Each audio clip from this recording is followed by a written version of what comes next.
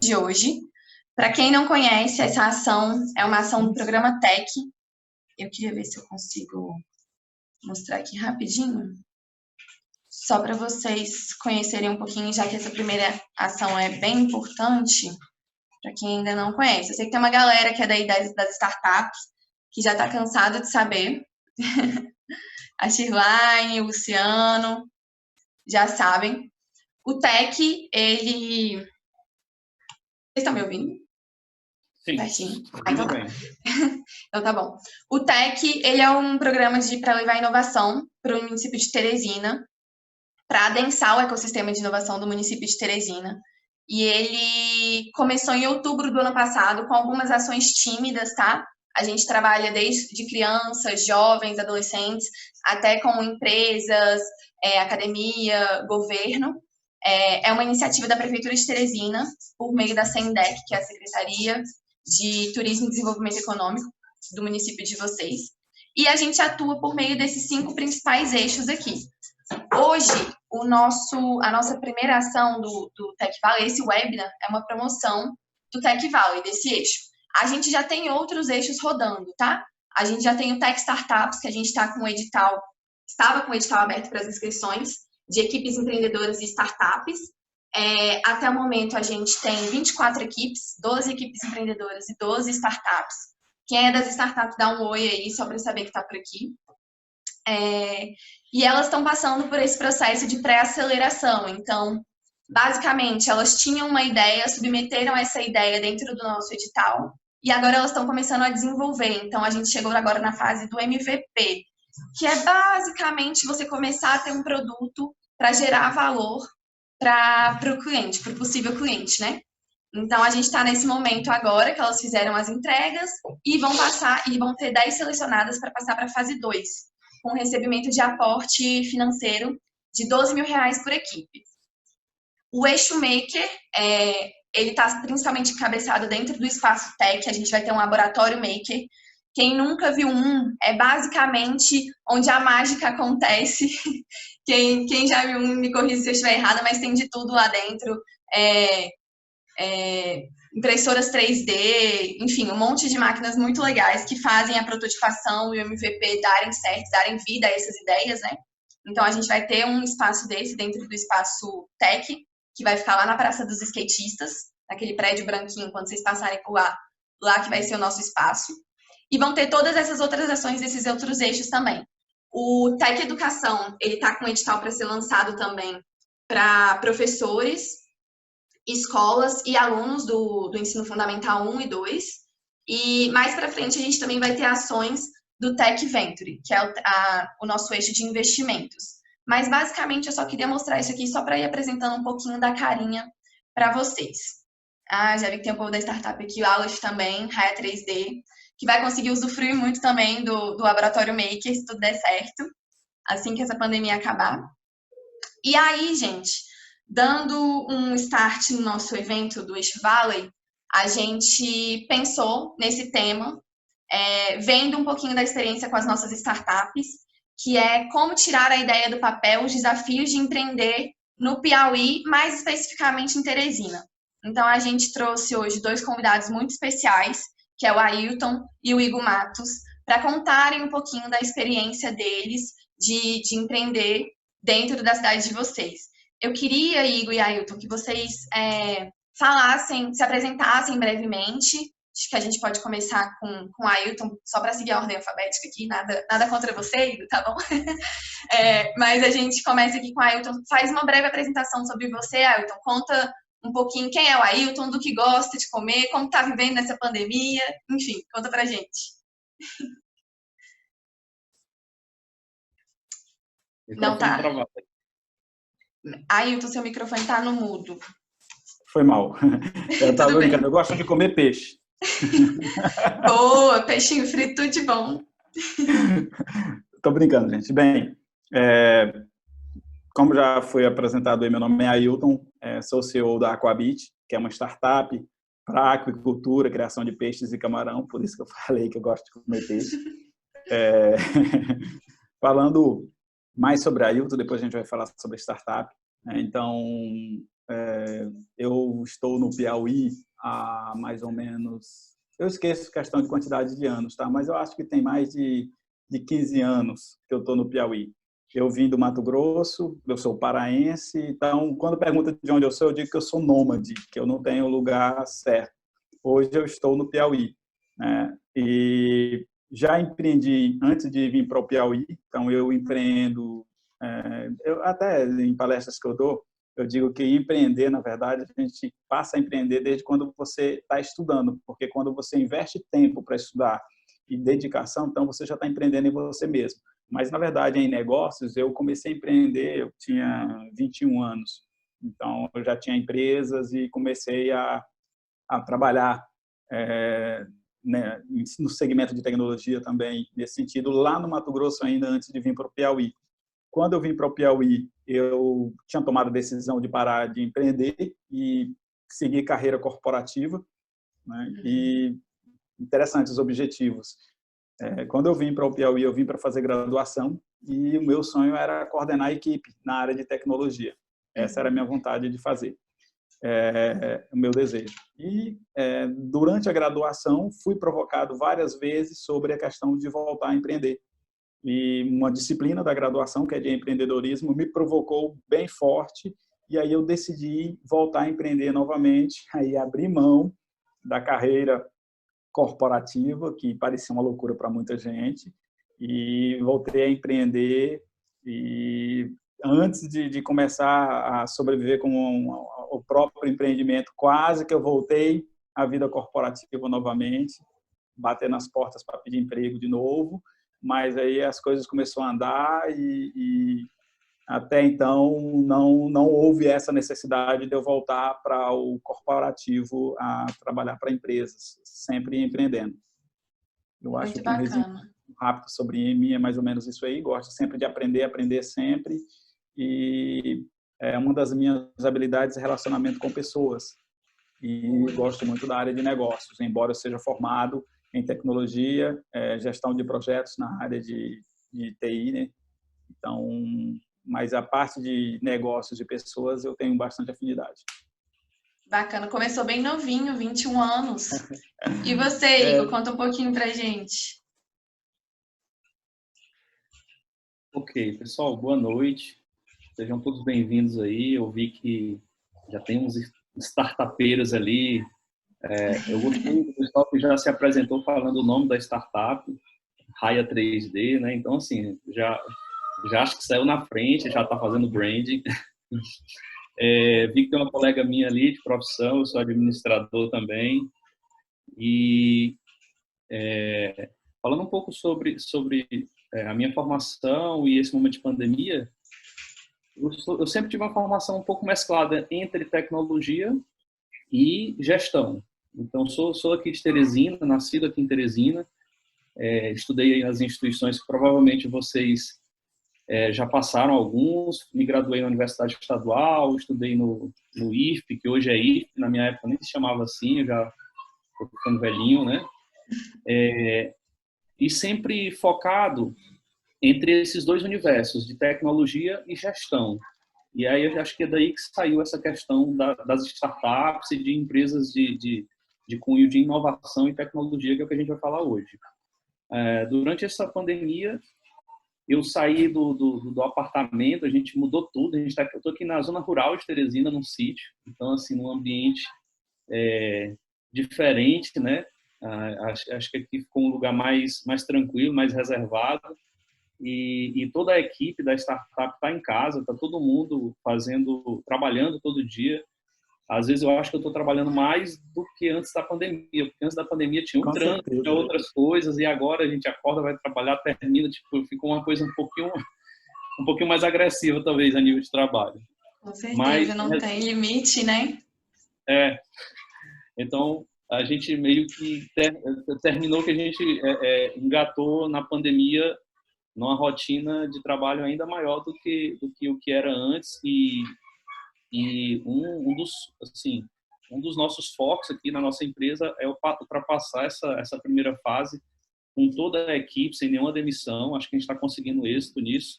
e já está, dependendo dos próximos meses, vão até aumentar a equipe. Então, é uma coisa que eu acho que esse tipo de empreendedorismo que a gente vai falar aqui hoje permite. Enquanto a gente vê aí 1,4 milhão de pessoas perdendo emprego durante a pandemia, a gente tem que estar aqui para fornecer esse emprego para as pessoas, para gerar valor, gerar renda e trazer essa nova estrutura de trabalho para a sociedade. Eu acho que a sociedade precisa da gente, a gente tem que saber como fazer isso.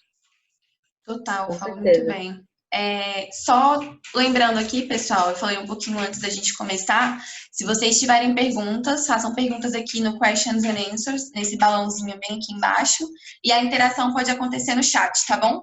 E aí, qualquer coisa, eu e a Mayra, a gente vai vendo as perguntas e vai encaixando aqui com os nossos palestrantes de hoje, beleza? Vai lá, Mayra.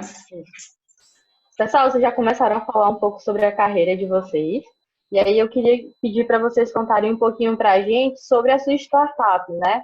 Como é que surgiu essa ideia? Como é que vocês perceberam que essa ideia poderia se tornar um negócio? Porque a gente sabe que às vezes a gente está ali na graduação, está recém-formado, quer construir alguma coisa, e como é que vocês perceberam que aquilo dali poderia se tornar um negócio?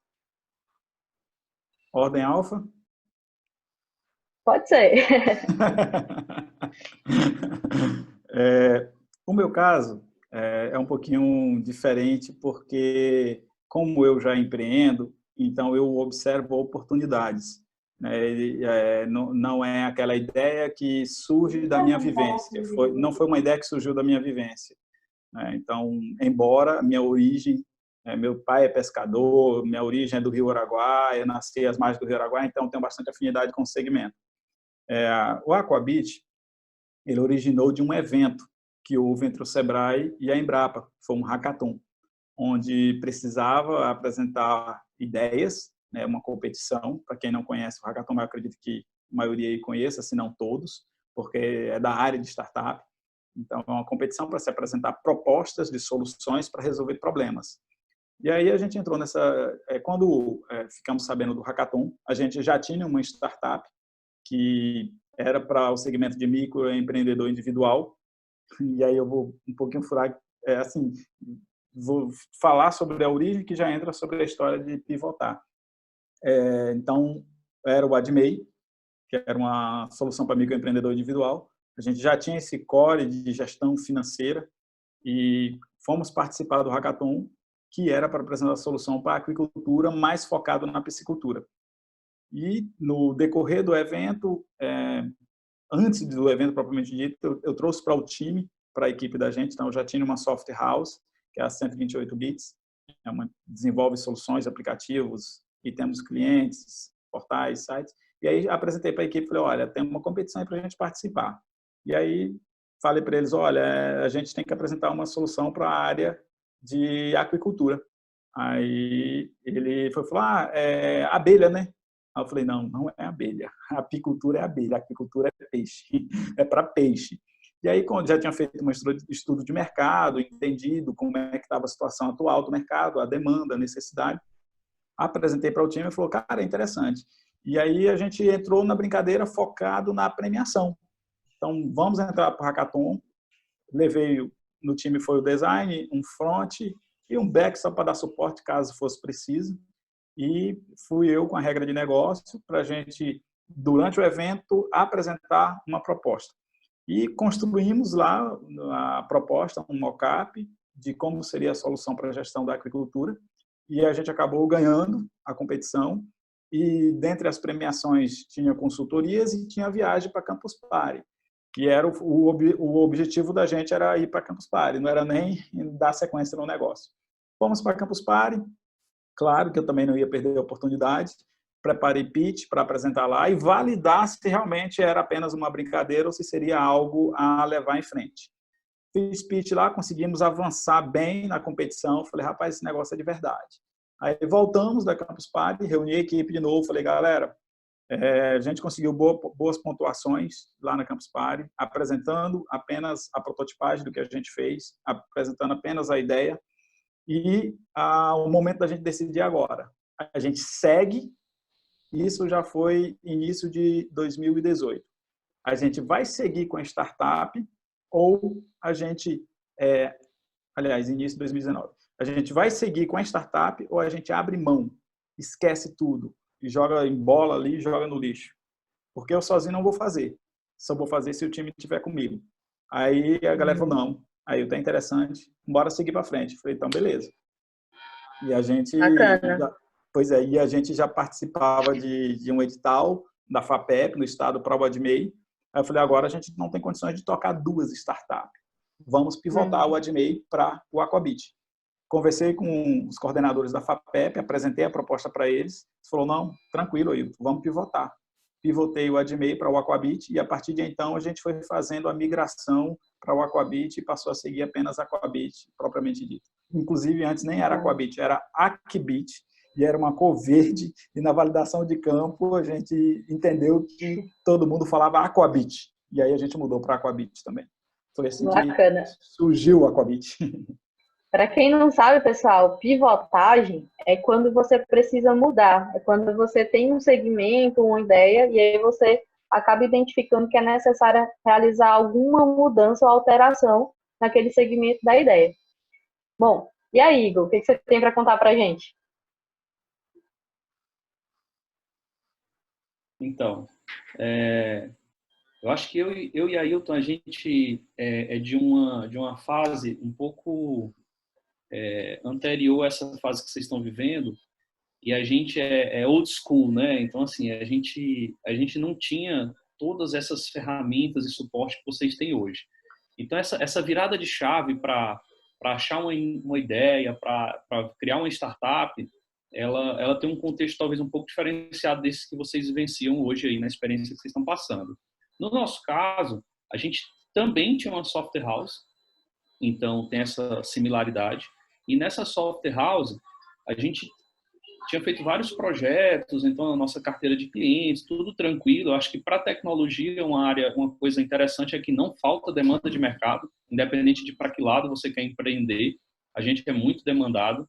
Mas chegou um momento que a gente teve um contato num Startup Weekend, que é um evento encabeçado aí por algumas organizações como o Google e outras, e a gente vivenciou na prática um dos conceitos que a gente já vinha ouvindo falar de startup.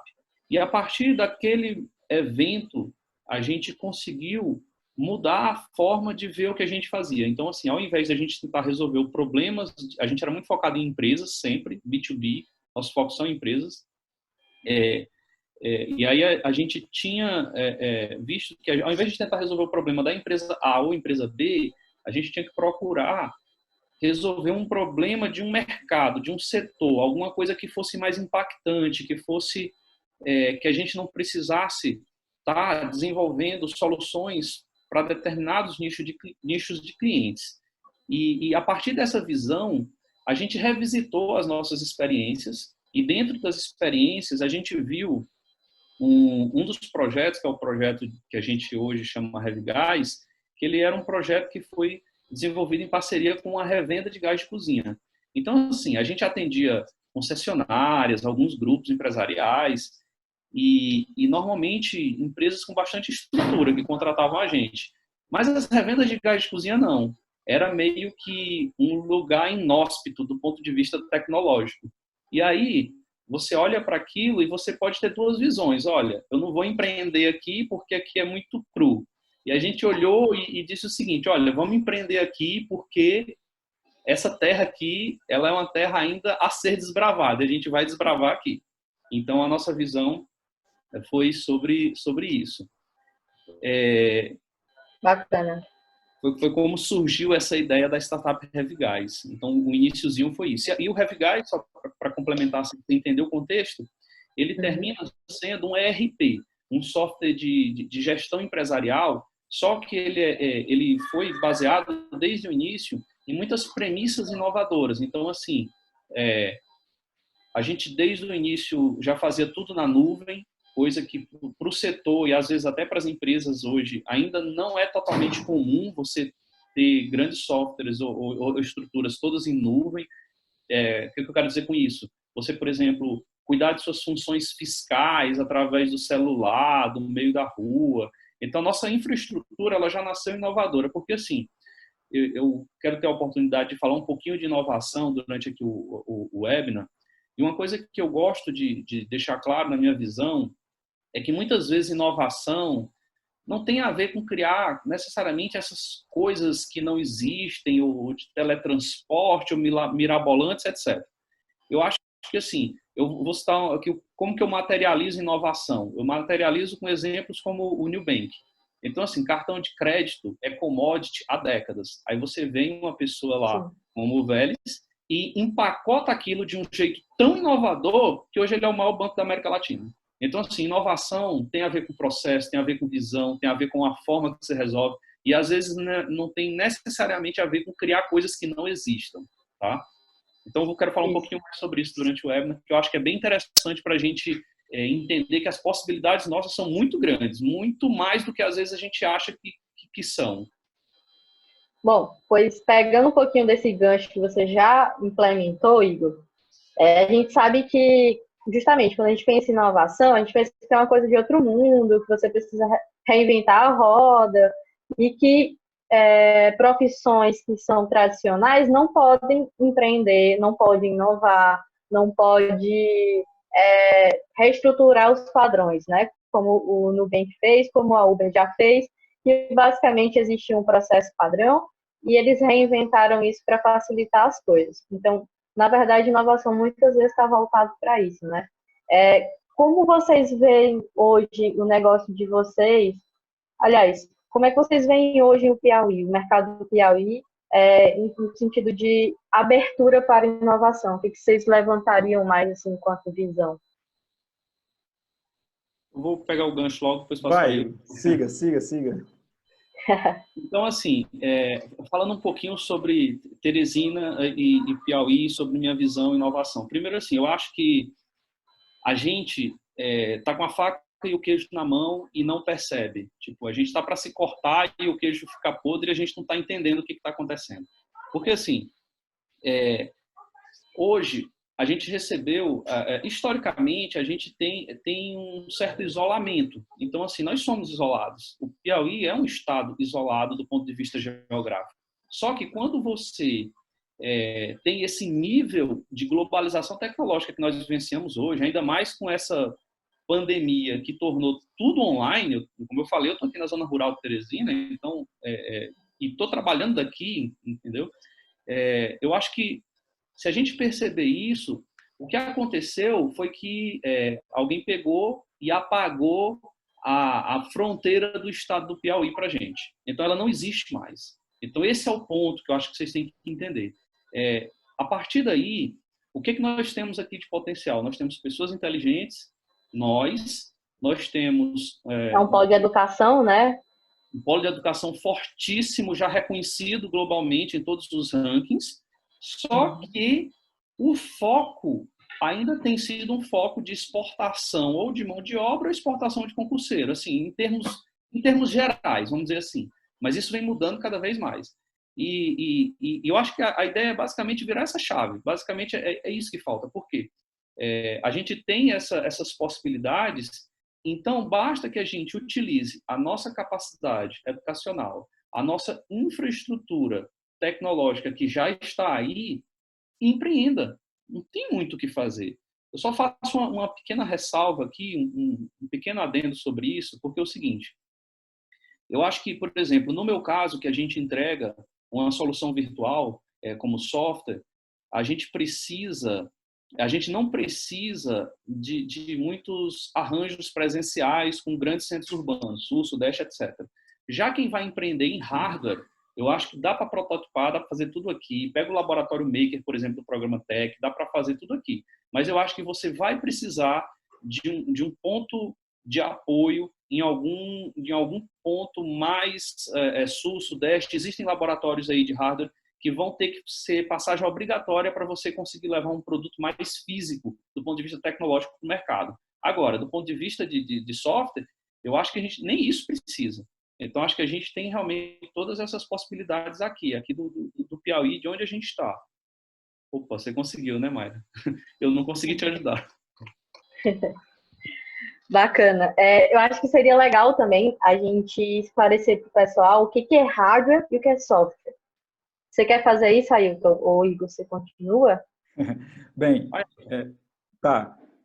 Dizem assim, tem uma definição bem bacana de hardware e software, né? Dizem que software é aquilo que você xinga e hardware é aquilo que você bate.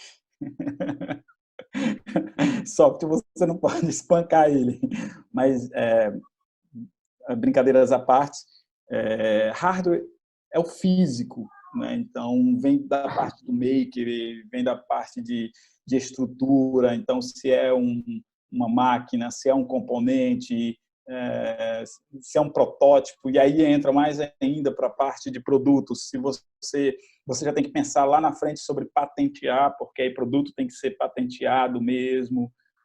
Se é software, não. Se é software, é lógica, é código, aí ambos têm que se preocupar com o mercado, né? Mas o software, digamos que a preocupação maior é a equipe para poder executar aquilo, chegar naquela solução que você precisa apresentar, e o mercado para poder consumir aquela solução que você vai apresentar. Por isso que empreender em software é menos, digamos, menos trabalhoso ou menos complexo do que hardware com relação a você validar, a você colocar no mercado. Vou falar um pouquinho sobre a questão de Piauí, inovação, empreendedorismo, porque o Igor já falou bastante e aí é nessa linha mesmo. Não que ele falou muito, ele falou bastante as informações corretas. Piauí é rico de conhecimento, como já foi dito, e com essa quebra de barreiras, né, então é possível tranquilamente se inovar, se criar, estando no Piauí. É tão de fato que há uns certos 3 anos atrás, 4 anos atrás, era bem mais difícil empreender, principalmente na área de startup. Primeiro, questão de cultura e segundo, questão de recursos, apoios, né? Então, ou você tinha que ter amigos para lhe ajudar financeiramente ou familiares, né? Então, isso, com o passar do tempo, vem se facilitando cada vez mais. Então, tem os editais aí da FAPEP, tem da Softex que saiu agora também, que até fugiu o nome, Centelha e outros também, que desde o processo da ideação, MVP, até a tração e até mesmo chegar no ponto de escala. Então, hoje está mais acessível os recursos, tanto a nível de conhecimento, como consultorias, mentorias, através do SEBRAE, com os projetos que eles têm de acompanhamento, como recursos financeiros, através dos fomentos. Então, é possível empreender estando no Piauí tranquilamente. Eu só gostaria de ressaltar 2 pontos, né? Tem alguns que batem na tecla fortemente sobre empreender global, pensar global sempre, não empreender pensando só no Piauí, pensando já Brasil. Isso é muito bacana, principalmente se a sua solução, se a sua ideia vai atender Brasil e mundo, fora Brasil, né? Mas, se você resolve o problema de um segmento, de um nicho, de uma região, empreenda. Se você resolve o problema apenas de Parnaíba, se você resolve o problema só do sul do Piauí, empreenda, resolva o problema, já vai ser de bom tamanho. Então, é possível empreender, sim. É difícil empreender? Mas não é impossível. Puxando um pouquinho o gancho que você falou aí sobre resolver problemas, empreender é exatamente isso, né, gente? Inovar é exatamente achar soluções. E aquela solução básica, por exemplo, se você queria sair de casa, precisava de um transporte, e hoje você tem o Uber para chamar o transporte para você ir até onde você quer, e você já sabe quanto você vai pagar para chegar lá. Então, querendo ou não, isso era uma dor que o consumidor tinha, e alguém foi lá e desenvolveu. Então, se você hoje está na medicina, está na administração, está na arquitetura, independente da área que você tiver, você pode sim inovar. Isso não se, você, mais do que ninguém, está vivenciando o processo, está lidando com clientes, vai lidar, né, se você estiver ainda na graduação. Então, provavelmente você vai entender alguns desafios, alguns percalços da profissão no futuro, e pode ser que esses desafios venham a ser um bom negócio, né? E aí, pessoal, eu queria que vocês me dissessem, Ailton e Nico, quais foram os principais desafios que vocês vivenciaram para tirar essa ideia do papel, assim? Qual foi o diferencial que vocês encontraram nesse caminho para conseguir tirar essa ideia aí, transformá-la em realidade? E como é que isso se encaixaria na realidade teresinense que vocês vivem? Tá bom, lá vai eu. O Igor fica esperando eu falar. Rapaz, tirar ideia do papel é um grande desafio, sim. Não é fácil. Mas eu acredito que o ponto é começar. É você começar a fazer. É parar apenas de pensar e começar a agir. E esse agir tem desde o momento que você ainda está na ideação e que você quer validar mercado, até o momento que você já quer comprovar de que o que você está fazendo o mercado lhe compra. Aí, às vezes, como nós, na nossa soft house, a consultora do Sebrae, Sebrae Tech, a gente atendia bastante projetos, então chegavam empreendedores, pessoas com ideias, para já desenvolver um aplicativo, desenvolver um software, desenvolver uma plataforma para poder validar a ideia no mercado. E aí eu acabava conversando e voltando ele para conversar com o Samuel, para poder ficar bem claro para ele do que era a solução dele, qual era o mercado dele, e que para ele validar ele não precisava desenvolver ainda. Eu poderia muito bem vender para ele os serviços e desenvolver o aplicativo para ele e pronto. Mas eu sabia que ele poderia se frustrar lá na frente. Então, tirar a ideia do papel, você tem que validar ela. E para você validar ela, você tem outros recursos que você pode utilizar mais acessível financeiramente, que vai te dar essa segurança.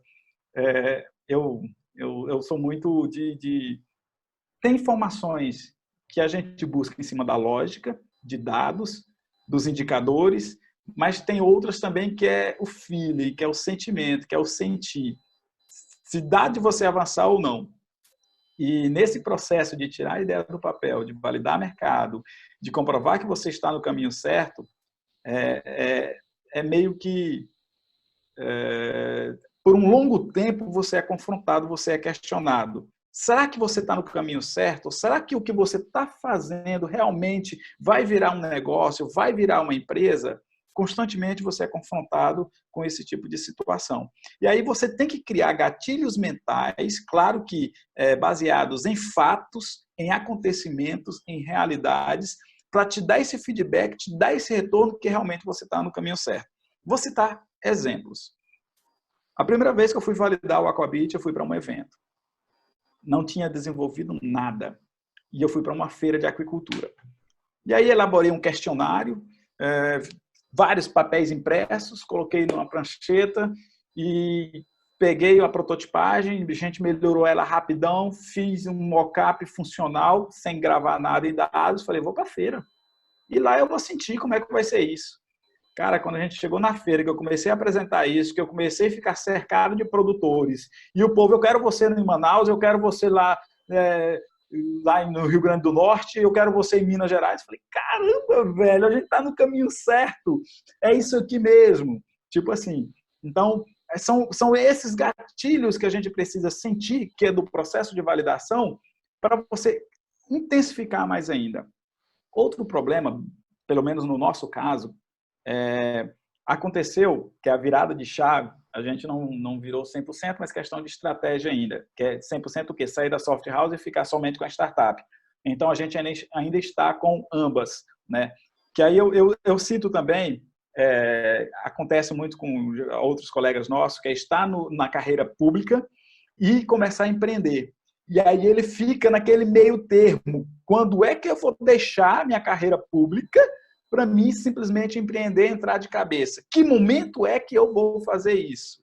Isso é cara, isso é muito sofrido. Isso é muito difícil, né? E a gente, pecamos, e é uma construção, Mayra, isso. É uma construção. Não adianta você... eu falar aqui o que aconteceu conosco, e aí uma outra pessoa, empreendedor, startupeiro que está aí, fala, não, vou seguir o que o Ailton falou, que vai dar certo. Não é bem assim. Não é receita de bolo, né? Não é receita de bolo. Exatamente. É uma construção de conhecimento. Então, para não me alongar tanto, a gente foi sentindo no decorrer da caminhada o quanto de tempo que a gente perdia continuando focando na soft house e ao invés de priorizar a startup, e que a gente deveria parar de focar tanto na soft house e focar na startup. É tão de fato que chegamos meses que não tinha dinheiro da folha de pagamento. E o projeto batendo na porta da soft house lá para a gente contratar. E eu falava, eu não vou pegar, porque se eu pegar, vou perder o foco novamente e não vou dar continuidade no que a gente precisa fazer. E aí vem aquelas dúvidas, aqueles questionamentos que, inclusive, acontecem com quem está no setor público também, nesse sentido. Uma hora vai, mas não vai. Parece que vai, mas não vai de novo. Tá? Então, tirar a ideia do papel é resiliência, persistência, só que com base em fatos, em acontecimentos, em indicadores que vai te dar garantia, te vai dar um pouco de segurança, garantia não, mas um pouco de segurança de que você está no caminho certo. Eu acredito que é isso. Bom, eu acho que é interessante isso que você falou, só continuando, a gente fala muito sobre isso, sobre conversar com o seu público-alvo, né? Como você falou que fez na feira, para as nossas startups que têm aceleração. Eles passaram agora por esse período de validar o problema deles, porque às vezes a gente entende que existe um problema, só que para vender, você precisa entender se o público está disposto a pagar por ele, né? Eu queria só comentar depois que você falar um pouquinho exatamente sobre isso, só como um exemplo. Então, só fazendo esse gancho mesmo, a gente bateu muito nessa tecla agora com o pessoal, quem das startups vai saber, porque é muito importante você entender se o seu público vai realmente comprar, se esse é um problema comprável, assim, real. Pronto. Complementando o que você falou, em exemplos claros do que aconteceu com a gente. Quando a gente começou com a Coabit, a gente imaginava que ia salvar o mundo, né? Tipo assim... Como toda startup, né? Vou resolver todos os problemas, eu dou conta, minha equipe dá conta. Então, a gente ia resolver o problema dos pequenos produtores, até mesmo aquele que não tinha condições de pagar para ter a solução. E aí a gente começou nessa seara, nessa luta. Chegou um momento que a gente percebeu assim, cara, a gente vai cansar, vai acabar o dinheiro e a gente vai morrer de fome, não vai sair do lugar, se a gente continuar focado apenas no pequeno produtor. Porque o pequeno produtor não está preparado para a nossa solução hoje. E aí a gente passou a enxergar o médio grande produtor. E começamos a desenvolver a nossa solução para esse público que está mais acessível financeiramente e aberto a nível de conhecimento e tecnologia para aceitar a nossa solução. Foi quando as coisas começaram a acontecer de fato, a parte de vendas, faturamento, validação propriamente dita. E aí, não é que a gente vai deixar de atender o pequeno produtor. Não, estamos lá para ele também, mas no momento dele. Nós não vamos forçar ele a entrar na nossa solução agora. Exatamente. Bacana. E você, Igor, o que você conta? Então, sobre desafios para a gente otimizar, eu queria frisar assim, coisas que eu acho absurdamente relevantes. Aí eu quero focar numa coisa, que é o seguinte. O principal desafio que eu vejo para quem é de Teresina, Piauí, desenvolver projetos de startup, é mudar a si mesmo. Então, assim, eu acho que o problema não está no mercado, acho que o problema não está no produto, eu acho que o problema o maior desafio está em nós aprendermos a sermos diferentes. Como assim? A gente tem uma cultura empreendedora do eu estou certo. Então, assim, a gente costuma querer defender nossas ideias com unhas e dentes. Então, a gente quer convencer por A mais B a todas as pessoas que os nossos planos são os melhores planos, o nosso produto é o melhor produto e está todo mundo errado no planeta Terra. E a gente leva isso muito a sério. Eu nasci aqui, lembra disso.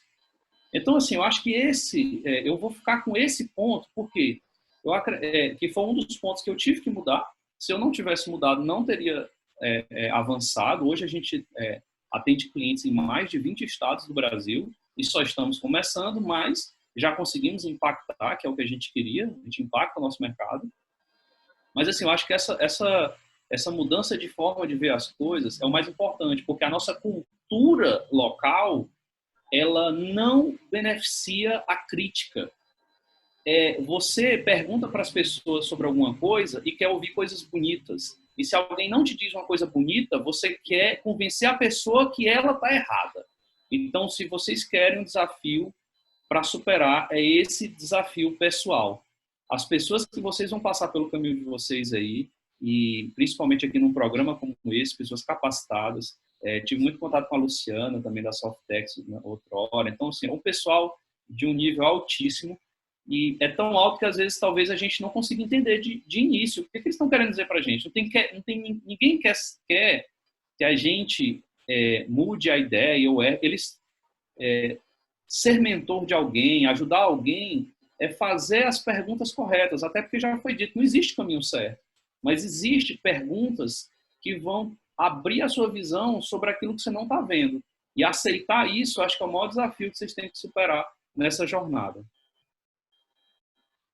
Saber lidar com os feedbacks, né?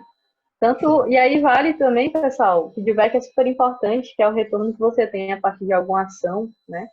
É super importante, não só para quem vai empreender, para o mercado profissional também, porque a partir do momento que você faz parte de uma equipe, você precisa saber lidar, você precisa entender que ninguém é perfeito e que você vai errar em algum momento. E aí, puxando essa história de equipe, eu queria engatar aqui uma pergunta que foi feita pelo pessoal que está ouvindo, e diz assim: como foi para vocês decidirem a equipe de vocês? Tem alguma habilidade importante que fez diferença? Boa. Eu vou tomar uma Lailton dessa aqui, a primeira comigo. Vá. Assim, essa pergunta é super relevante. Acho que quem a fez já está de parabéns por ter invocado o assunto.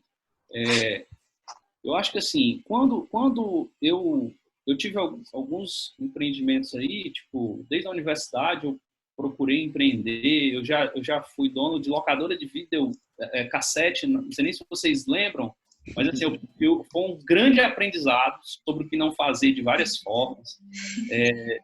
Já empreendi aí de outras maneiras, a gente pode conversar um pouquinho sobre isso. Mas com relação à equipe, quando eu fui começar nessa área de tecnologia, embora eu tenha bastante conhecimento técnico, minha formação envolve formação técnica, mas eu procurei uma pessoa que inclusive está aqui nos ouvindo, meu sócio, Rafael, da área técnica mesmo, uma pessoa capacitada, porque eu sou da área de gestão.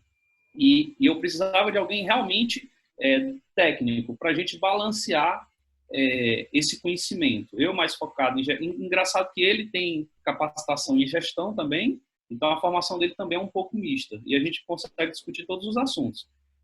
Então, assim, a gente balanceou em termos de conhecimento. Então, assim, é muito interessante que não é para você ir atrás dos seus iguais, você tem que ir atrás de diferentes. E até hoje a gente faz isso. A última contratação que a gente fez foi interessante. Eu disse que queria mulher.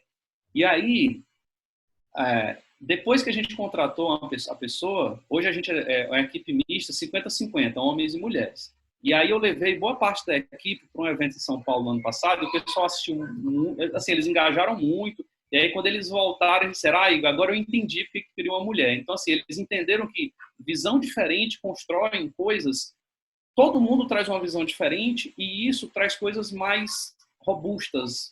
Você valida com várias visões. Então, isso traz uma visão mais robusta sobre o que você está fazendo no dia a dia.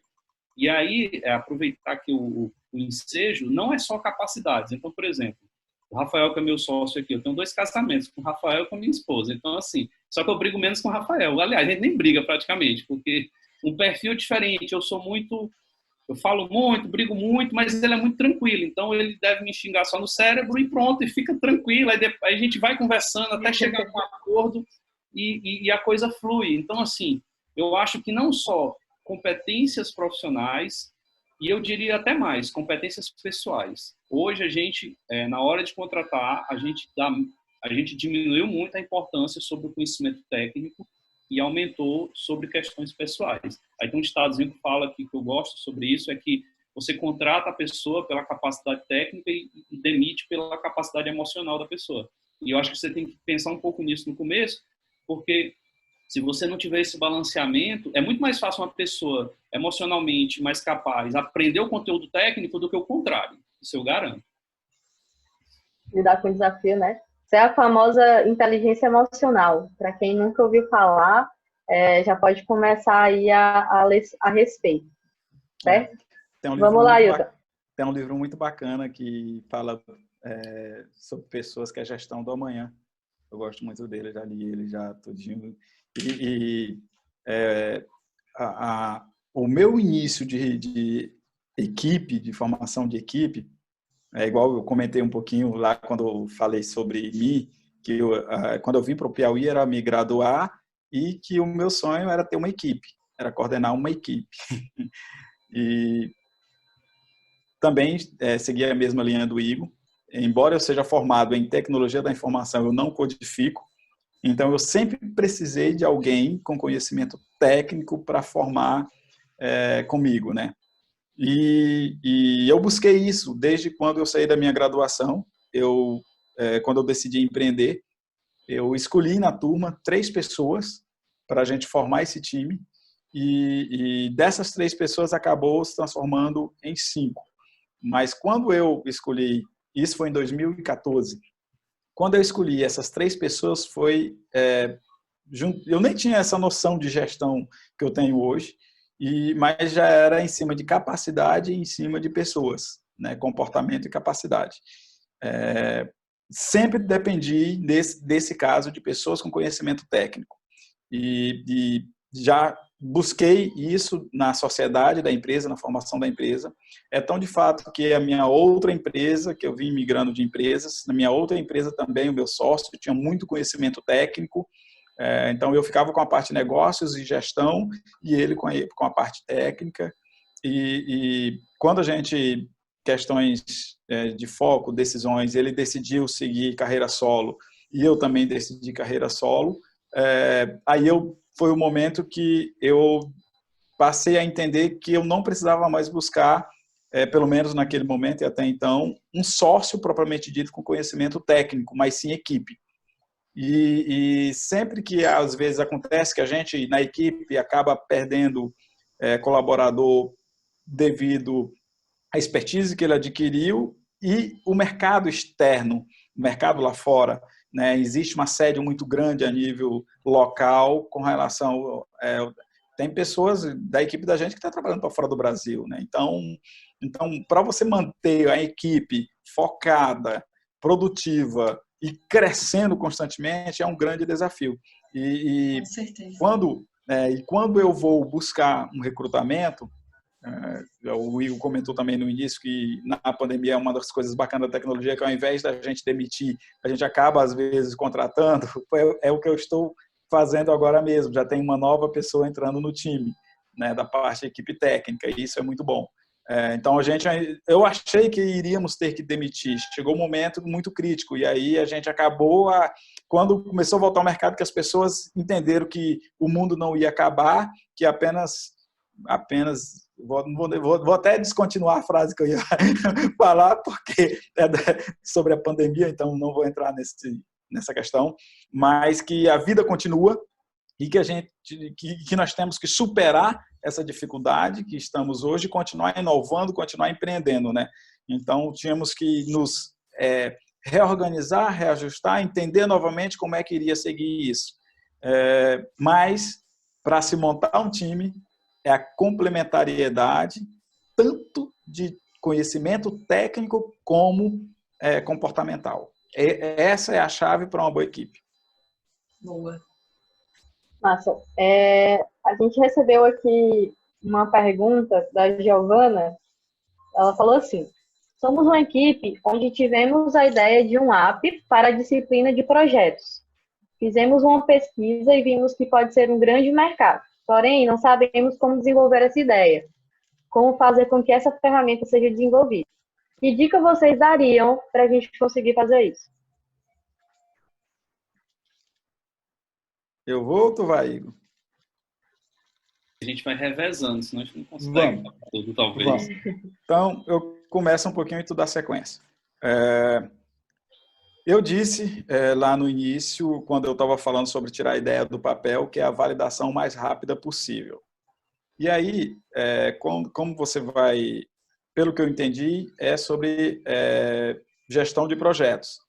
É uma ideia direcionada à gestão de projetos, né?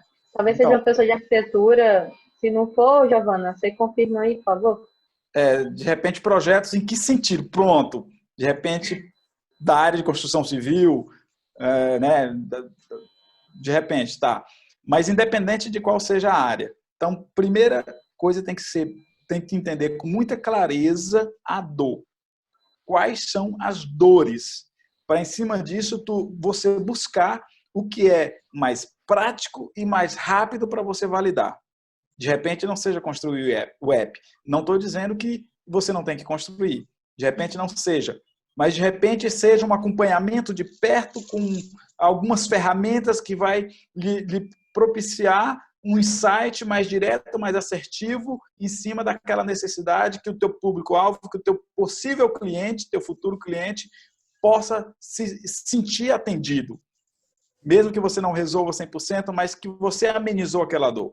Então, de certa forma, você já está validando e aprendendo, inclusive, para quando você for construir o app propriamente dito, você já vai vir com base de conhecimento do que você certificou de que realmente era aquilo que ele precisava ou não era aquilo que ele precisava. Exato. Vai lá, Igor.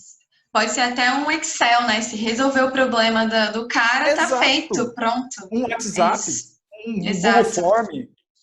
É isso. Tem um colega nosso mentor que me chama de mentor do mal, então não se ofenda não, tá? A primeira coisa que eu vou dizer para você é o seguinte, até pegando minha dica para você sobre o desafio. Eu acho que a sua pergunta tem que mudar. Tipo, nós tivemos a ideia de um app. Eu acho que não é isso. Um app é um canal, é uma ferramenta. Então, se você teve uma ideia de um app, você quebrou antes de começar. Eu sei que não é isso, mas você tem que alinhar seu discurso. Você teve a ideia de resolver um problema do mercado X. E aí, quando você passa a focar nisso e não no app, você começa a perceber como que você vai entregar o valor que depois o app vai entregar, como que você entrega esse valor para que você consiga testar se aquele valor que você vai entregar vai capturar uma remuneração do mercado e, a partir daí, desenvolver.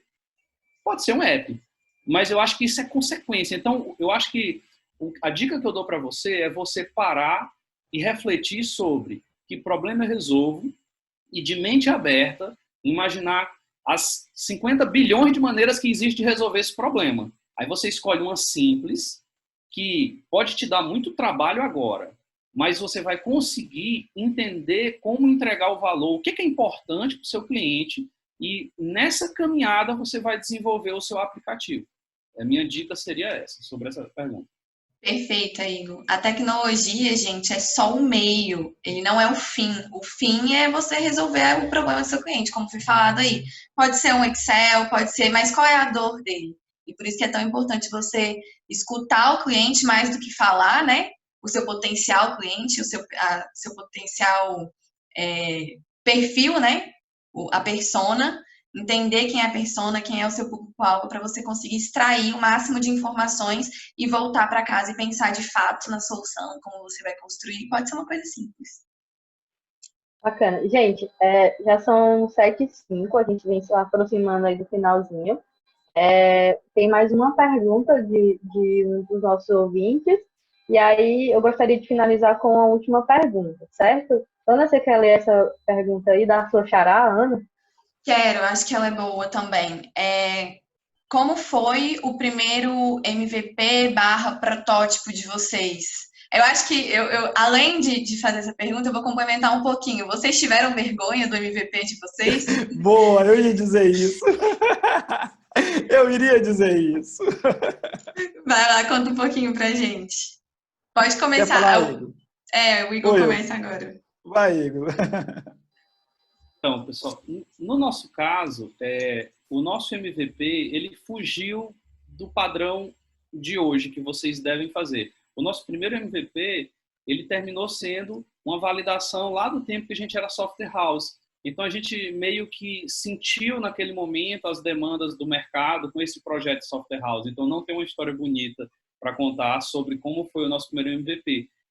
Basicamente, foi uma encomenda tecnológica, a gente foi remunerado e conseguiu desenvolver e resolver um problema de um determinado cliente e, de certa forma, isso foi muito bom porque a gente não precisou sair no bootstrapping, tipo, não tirou do bolso para rodar o nosso MVP. Isso foi uma vantagem interessante. Agora, sobre MVP, durante a jornada, a gente faz MVP todo mês. Então, é uma coisa importante. O MVP não é só o início. MVP é um modelo mental de ver as coisas que estão ao seu redor. Então, a gente faz MVP todo mês. Não tem como não ser assim. Então, por exemplo, a gente tem um MVP, por exemplo, que a gente rodou, que muito legal. A gente é parceiro Stone hoje. Acho que um webinar não tem problema falar aqui de marcas. Então, assim, pode falar. A gente fez uma parceria nacional com a Stone, aquelas maquininhas de cartão. E aí, a gente emite cupom fiscal, a pessoa paga no cupom, na maquininha, e já sai o cupom fiscal. A transação financeira é com a Stone, o cupom fiscal é com a Revigás, que é a minha startup, dentro do nicho de revenda de GLP. E aí, a gente fez tudo MVP, só que a gente precisava entregar o nosso MVP para a Stone homologar. A gente fez até um corte lá, quem entende de gestão de projeto, a gente cortou o nosso GitHub para eles não verem como a gente tinha feito, de tão tosco que foi o fazimento da primeira versão. Por quê? Eles não precisavam entender como a gente ia tratar aquilo dentro de casa, apenas a conexão com eles. E quando a gente fez esse protótipo que homologou e que deu certo, aí a gente revisitou e fez do jeito certo, logicamente. E aí a gente já entregou maquininhas aí em vários estados do Brasil por conta da parceria. Mas o que eu quero deixar claro, e é legal essa visão, é que MVP não tem a ver só com esse ponto inicial, mas também MVP não tem a ver com coisa mal feita, tá? MVP tem a ver com resolver o problema e não ser mal feito. Mas pode não ter tecnologia. Então, são várias dicasinhas sobre MVP. Por ser simples, o MVP não precisa perder em qualidade, né? Exato. Essa questão do simples, né? Eu tenho algo comigo também que eu sigo isso. É igual o Igor está falando. É como se a gente tivesse MVP constantemente. E é assim, né? Então, eu digo que feito é melhor do que perfeito. Então, a gente faz, valida e melhora. É meio que assim. Ou até a pessoa de marketing da gente, ela chegou, a gente nas nossas reuniões, eu acho que ela está até acompanhando aí também, ela chegou a contar, mas aí você disse que não sentiu que está no ponto de vender ainda, como é que é isso? Aí, falei, é um sentimento que a gente tem quando recebe o feedback do cliente que está do outro lado. Então, quando o feedback que você acertou naquela funcionalidade e que houve um feedback muito positivo, bem interessante, é o teu sinal para você avançar. Eu brinquei quando a Ana comentou aí sobre se você não teve vergonha do seu primeiro MVP. No caso da gente foi assim mesmo, e eu guardo, interessante que eu guardo. Desde o primeiro MVP do Admei, eu guardo, como também do Aquabit. Quando eu olho para a primeira logo do Aquabit, que eu olho as primeiras telas do Aquabit e falo, meu Deus, eu não acredito que a gente teve coragem de botar esse negócio aqui e de apresentar esse negócio aqui para o povo, não.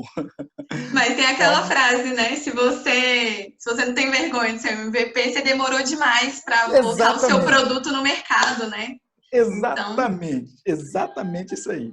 Então, a gente segue isso também constantemente. Então, mas a gente entendia, quando fomos para o MVP, a gente definiu o MVP, o core business, é o centro, o importante, o principal.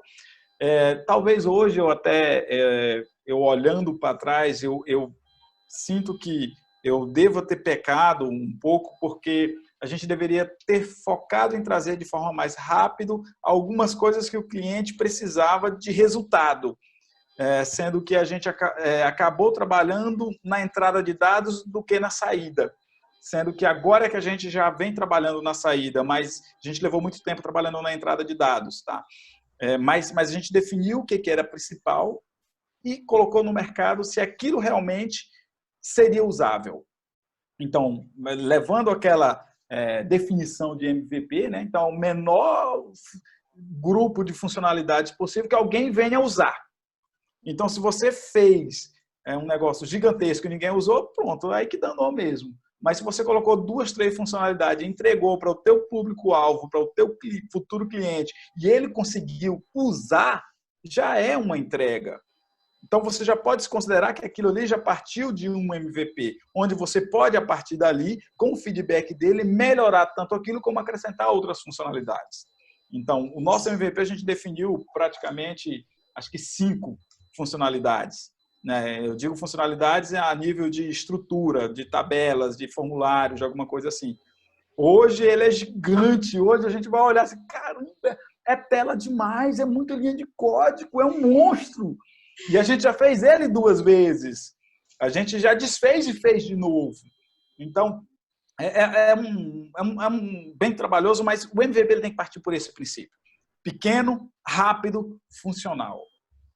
E esse cliente que topa utilizar essa sua primeira versão, né, esse seu MVP mais simples, você gruda nesse cara, porque se ele está disposto a te dar feedback, cara, a usar e te dar retorno, você pega esse cara assim, guarda numa caixinha e leva para a vida, né? Exatamente, trata ele com a preciosidade maior do mundo. Eu falo com eles meia-noite, final de semana, feriado. Os caras me mandam, eu tô com eles porque eu sei que ele vai me dar feedback bacana, ou crítica, ou positivo, ou dizer que quebrou. Muito melhor esse cara do que eu. Deu uma travadinha. Mas acho que simplificando, empreender é isso, né? Ou fui eu que travei? Mayra, eu que travei?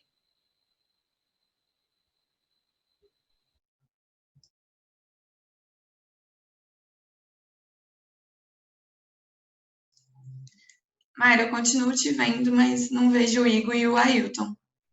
Voltou. Todo mundo voltou? Voltou. Estou ouvindo novamente. Voltamos. Mas já tinha encerrado aí, já gente. também. Não, mas só complementando um pouco do que você falou de responder sábado, domingo e etc. Vida de empreendedor, meu povo, não tem luxo não, tá? É pauleira, é rala o tempo todo, dia a dia. E uma coisa que o Igor falou que eu gostei muito, que ele fala, eu sempre faço MVP, e o Ailton também comentou isso. Eu comento muito com as startups do programa que daqui para frente eles vão fazer eterna validação. Seja de alguma funcionalidade, seja agora no iniciozinho. É validação daqui para o resto da vida. Seja a Uber, por exemplo, lança uma nova funcionalidadezinha dentro do aplicativo. Você acha que ela pega aquele públicozinho seleto ali, o premium, lança uma nova funcionalidade, deixa eles usando para ver como é que vai se comportar, né? Estudar para depois abrir para todo mundo. Então, prestar atenção nessas coisinhas e trazer para perto para vocês que estão começando também. Acho que a gente tem mais uma pergunta. Você falou sobre validação, eu queria só fazer um comentário bem rapidinho sobre validação. Diga lá. O papo tá bom hoje, gente, a gente estende. Essa história de validação, eu aprendi isso, é 2 palavras que eu uso muito, validação e alinhamento. Eu já tenho cara de alinhamento. Validação envolve praticamente toda a tua startup. A gente valida até processo interno. O meu processo de comunicação, por exemplo, com a minha assistente administrativo financeiro. O meu processo de comunicação com as meninas que faz a parte do atendimento. O processo do trabalho nas redes sociais é validação, validação, validação, validação. É assim que funciona. Só queria complementar isso. Perfeito. A gente tem mais uma pergunta aqui. A Shirley Lima, ela é das nossas startups aqui, da InovaBee, ela está fazendo uma pergunta para o Ailton. Quais tipos de perguntas foram feitas para os produtores aquícolas? Se você pode dar exemplos. E quais dicas você daria para usar o discurso de encantamento sem induzir a solução proposta para atrair os mesmos? É bem complicado, viu? Aí eu trago de volta o que o Igor comentou, que a gente tem a cultura meio que de não querer, de querer direcionar para a nossa solução. A gente está conversando, fazendo uma pesquisa e o lead está indo para outro caminho e você quer trazer ele de volta para aquilo que está na sua cabeça, para a tua linha de raciocínio, que a tua solução é a melhor, que você quer aquilo lá e você para de ouvir. Né? Então, fica muito atento nisso. Que tipo de perguntas? Tá, eu vou falar primeiro sobre o tipo de perguntas. Eu buscava, e ainda busco hoje, que a gente faz a validação, lá vem validação, de lead, de entendimento do lead, para fazer a classificação dele sobre o perfil dele. Então, com base no perfil do teu público, é que você define as perguntas. Por exemplo, quando eu estava focado no pequeno produtor, eu tinha umas perguntas direcionadas ao pequeno produtor, como se ele realmente produz, a espécie que ele produz. Então, seria alguns tipos de pergunta direcionado a isso. Quando eu passei a focar para o médio e para o grande, eu acrescentei mais algumas. Por exemplo, quantos tanques você tem? Qual a quantidade de toneladas que você produz no ano? Essas perguntas já me davam insight do tamanho que ele era. E aí, com isso, eu já começava a fazer um processo de classificação. Outras perguntas também, que aí eu já passei a não entender, fazer a leitura do lead, mas sim a dor, a dificuldade dele. Porque ele não te diz, ele não te fala. Se você perguntar qual é a tua principal dor, qual é o teu principal problema, ele não vai te dizer. Te garanto que ele não vai te dizer. Agora, se você provocar, ele te diz. Como assim provocar? Aí, com base no que você já pesquisou no mercado sobre os possíveis problemas, aí você começa a provocar ele com um diálogo indireto, digamos assim. Por exemplo, eu falo pra caramba, mas eu estou conversando com um cara, digamos, de Rondônia. Não, vou colocar um estado que eu não conheço. Aqui eu já conheço vários estados. Roraima, nunca fui em Roraima. E aí um cara lá de Roraima, um lead, baixa a solução e eu quero saber sobre ele. E aí eu começo, tá, Roraima. Roraima é um clima frio ou quente, ou é tropical? Tem mata ou não tem mata? Tem muita água ou tem pouca água? É tanque escavado, é tanque rede? Então eu faço a minha pesquisa antes.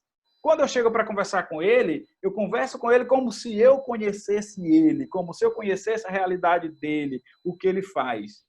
Então, eu começo de forma ampla, com poucas respostas que ele me dá, eu vou mais pontual. E aí ele me entrega o ouro. Aí ele me diz, me conta a história dele, me diz quais são os problemas que ele tem, e aí, em cima disso, eu consigo fazer um alinhamento. Então, a nível de perguntas, é mais ou menos direcionado a isso aí. Tá? E sobre o discurso, eu não lembro exatamente as palavras que ela usou, mas, tipo, o discurso de encantamento, né? Eu acho que o melhor discurso de encantamento é direcionado posteriormente quando você entende quais são os maiores problemas do teu público-alvo. E aí o teu discurso de encantamento tem que ser em cima desses principais problemas. E qual é o discurso? A solução para resolver aqueles principais problemas. Se ele não se identificou com aquele teu discurso, ou ele não tem problema, ele resolve de alguma outra forma, ou simplesmente ele nem sequer conhece que tem problema. Tipo, ele está um pouco antes ainda de chegar no entendimento de que a tua solução é para ele. É mais ou menos assim. Tá? Então, eu sigo meio que isso. Então, a gente, volto a repetir, valida. A gente, inclusive, está validando uma ação que a gente está fazendo. Se a gente está atingindo o público certo com as nossas ações, porque as pessoas que estão vindo não estão classificando bem. Então, o discurso que, de repente, que a gente está usando ou o canal não está apropriado. Boa, Ailton. Eu queria... A gente vai encerrando? Então, vamos, né? A gente extrapolou uns 10 minutinhos, mas antes de encerrar, eu queria pedir primeiro, agradecer os dois, muito pelo tempo de vocês, por ter vindo aqui. Queria já deixar, eu e a Mayra, né, deixar aqui o convite aberto para vocês voltarem, mentorarem ou virem como palestrantes para as nossas startups, para a fase 2 agora da pré-aceleração. Então, seria muito bom ter a participação de vocês. E antes, eu queria que vocês fizessem as considerações finais, cada um, já com uma mensagem motivacional, inspiracional para os nossos futuros empreendedores e também dando umas dicasinhas de como, de fato, sair do papel. Só para resumir o nosso webinar de hoje. E aí, vamos começar pela Mayra, depois a gente vai para o Igor, depois o Ailton. Bom, eu acredito que foi bem rica a nossa conversa. Acho que para quem não tinha entrado ainda nessa área de startups, acabou descobrindo várias palavras novas, né? Lead, insights, feedback, pivotagem. Então, já foi um bom início. Queria muito agradecer pelo tempo de vocês. É muito bacana a gente poder ver gente do nosso estado, do Piauí, empreendendo e botando as coisas para frente, inovando. A gente quer cada vez mais colocar ações que levem o reconhecimento e leve a nossa terrinha para mais gente conhecer e falar mais sobre os nossos negócios, porque muitos eventos são muito centrados em trazer gente de fora e a gente quer valorizar o que a gente já tem aqui hoje. Então, fica de olho aí no nosso Instagram. A gente tem mais ações programadas, mais gente da nossa terrinha para mostrar o que é empreendedorismo, o que é negócio, o que é marketing, e vamos dar audiência aí para a galera, certo? Igor? Boa, Mayra. Beleza. Pessoal, eu que agradeço pelo convite do programa Tech, da Softex, agradeço a presença de todo mundo aí, algumas figurinhas ali conhecidas, a Andressa, acho que o Antônio Carlos estava ali, olhando aqui a lista aqui, o pessoal que participou bem, a Shirline, né? Acho que o nome, não sei se eu pronunciei correto, Fernando, doutor Fernando, pessoal da área de saúde, de health, tem procurado muito esse assunto de empreendedorismo digital, eu fico muito feliz em ver que... A gente tem até uma startup sobre isso, viu? Sobre telemedicina. Telemedicina. Doctor.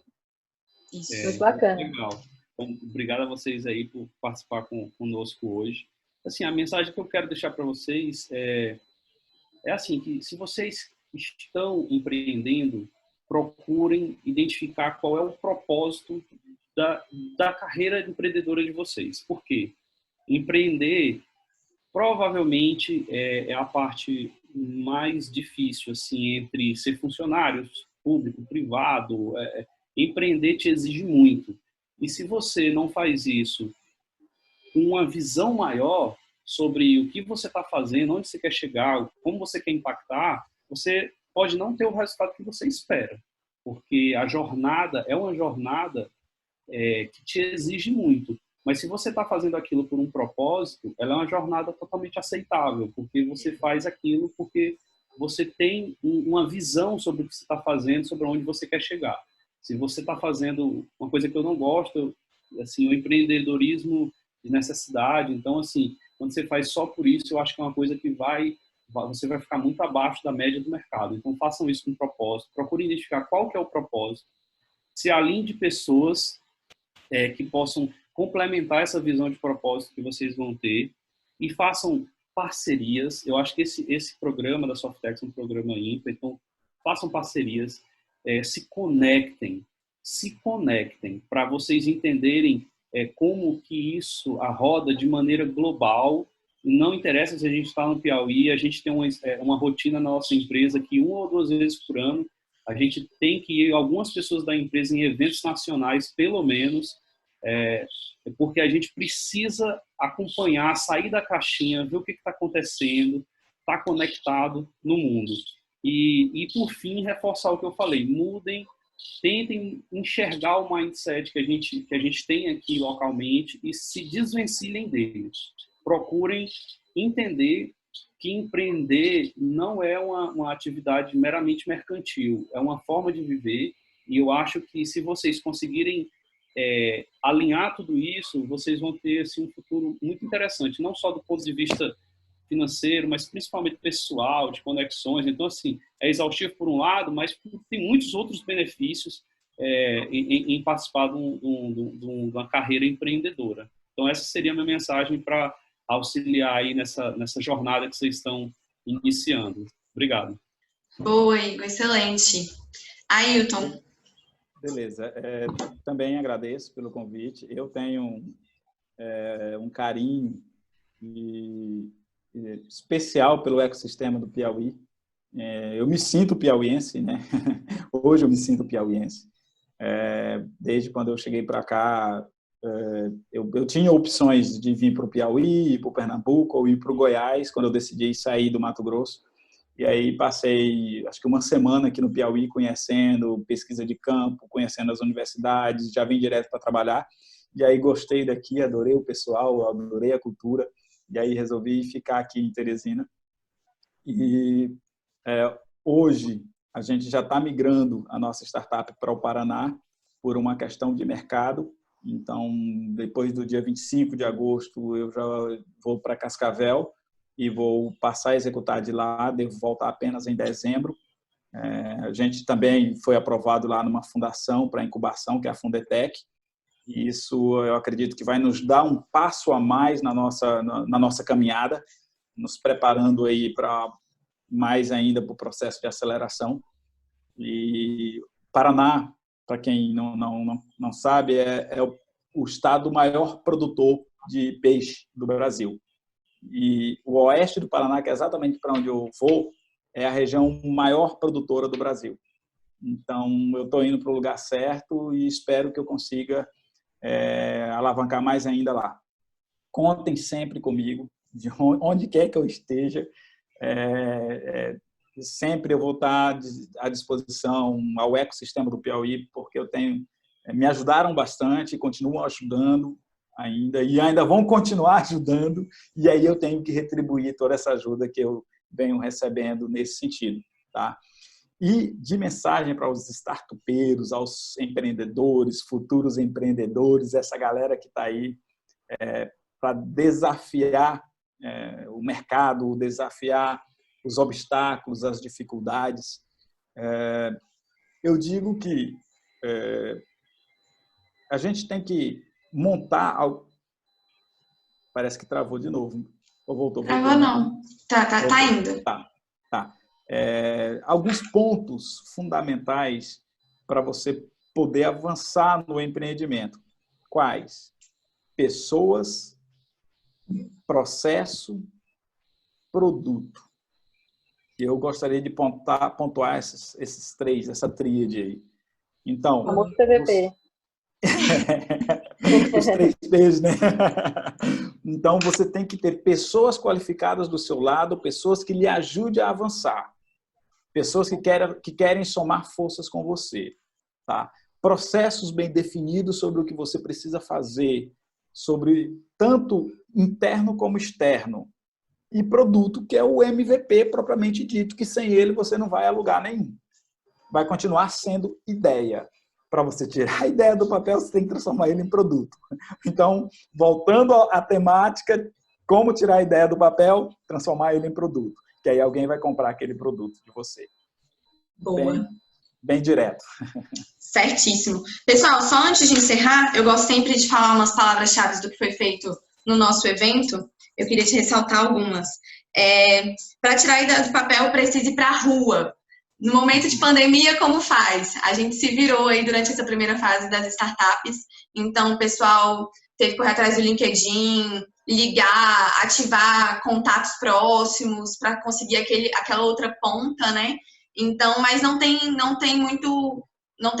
muito diferente disso, tá? Não dá para você ficar tentando tirar a sua ideia do papel no seu quadradinho, na sua caixinha, porque dali não vai ter muita vivência, não vai ter muita informação.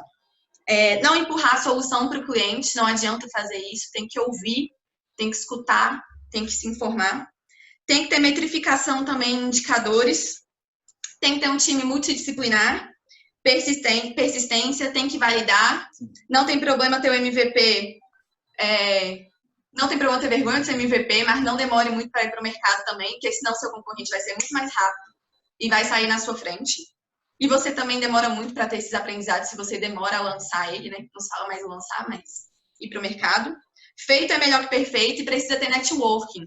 Pega esses caras aqui, ó, que são incríveis. Pega o Ailton, pega o Igor Matos, adiciona eles lá no LinkedIn, já cria a sua primeira base de contato daqui de Teresina, entendeu? Corre atrás deles. Não tem muito segredo. Tipo de mais evento, né?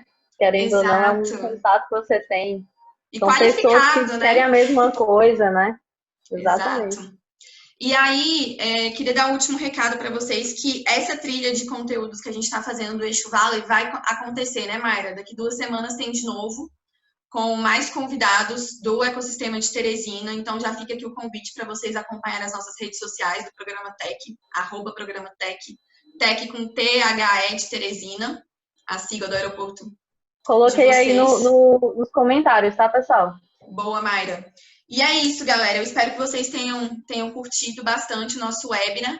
ele, depois que eu editar, ele vai pro YouTube também. Então, a gente vai colocar lá e vai fazer o repost no Instagram. Esse e outros conteúdos também já vão estar no Instagram e no YouTube do Programa Tech, tá bom? Igor, Ailton, Mayra, queria agradecer vocês de novo. Obrigada a todo mundo que participou. E é isso, gente. Ah, calma, tem que tirar a nossa foto. Todo mundo sorrindo aqui, nós 4. Que vai lá pro Instagram. Bonitinho.